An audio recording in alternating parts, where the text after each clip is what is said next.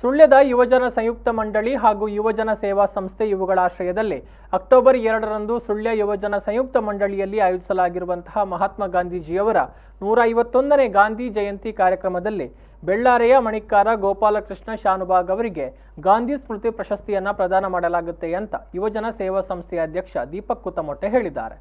ಸುಳ್ಯದ ಯುವಜನ ಸಂಯುಕ್ತ ಮಂಡಳಿಯಲ್ಲಿ ಸುದ್ದಿಗೋಷ್ಠಿ ನಡೆಸಿದ ಅವರು ಅಕ್ಟೋಬರ್ 2ರಂದು ಗಾಂಧೀಜಿಯವರ ಜನ್ಮ ದಿನಾಚರಣೆಯ ಜೊತೆಗೆ ನೂತನವಾಗಿ ಅಸ್ತಿತ್ವಕ್ಕೆ ಬಂದಿರುವಂತಹ ಯುವಜನ ಸೇವಾ ಸಂಸ್ಥೆಯನ್ನು ಉದ್ಘಾಟಿಸಿ ಆ ಮೂಲಕ ಯುವಜನ ಚಟುವಟಿಕೆಗಳಿಗೆ ಚಾಲನೆ ನೀಡಲಾಗ್ತಾ ಇದೆ. ಸಂಸ್ಥೆಯ ವತಿಯಿಂದ ಗಾಂಧಿ ಸ್ಮೃತಿ ಪ್ರಶಸ್ತಿಯನ್ನು ನೀಡಲು ನಿರ್ಧರಿಸಲಾಗಿದ್ದು, ಈ ಬಾರಿ ಕೃಷಿ, ಸಾಹಿತ್ಯ, ಧಾರ್ಮಿಕ ಕ್ಷೇತ್ರದಲ್ಲಿ ತೊಡಗಿಸಿಕೊಂಡಿರುವ ಗಾಂಧೀಜಿಯವರ ಚಿಂತನೆಗಳನ್ನು ಅಳವಡಿಸಿಕೊಂಡಿರುವ ಬೆಳ್ಳಾರೆಯ ಮಣಿಕಾರ ಗೋಪಾಲಕೃಷ್ಣ ಶಾನುಭಾಗ್ರನ್ನು ಆಯ್ಕೆ ಮಾಡಿಕೊಂಡಿರುವುದಾಗಿ ಹೇಳಿದರು. ದಿನಾಚರಣೆಯನ್ನು ಆಯೋಜಿಸಿ ನೂತನ ಸಂಸ್ಥೆಯನ್ನು ಉದ್ಘಾಟಿಸಿ ಚಟುವಟಿಕೆಗಳನ್ನು ಪ್ರಾರಂಭಿಸಲಾಗುತ್ತದೆ.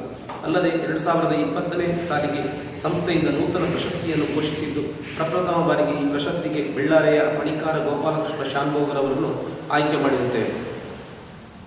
ಅಕ್ಟೋಬರ್ 2ರಂದು ಪೂರ್ವಾಹ್ನ 10:30ಕ್ಕೆ ಮಂಡಳಿಯ ಸಭಾಭವನದಲ್ಲಿ ಅಂದರೆ ಈ ಯುವ ಸದನದಲ್ಲಿ ಈ ಕಾರ್ಯಕ್ರಮವು ನಡೆಯಲಿದ್ದು, ಸುಳ್ಯ ಕ್ಷೇತ್ರದ ಶಾಸಕರಾದಂತಹ ಗೌರವಾನ್ವಿತ ಶ್ರೀ ಎಸ್ ಅಂಗಾರರವರು ಜ್ಯೋತಿಯನ್ನು ಬೆಳಗಿಸಿ ಜಯಂತಿ ಆಚರಣೆಗೆ ಚಾಲನೆ ನೀಡಿ ಗಾಂಧಿ ಸ್ಮೃತಿ ಪ್ರಶಸ್ತಿ.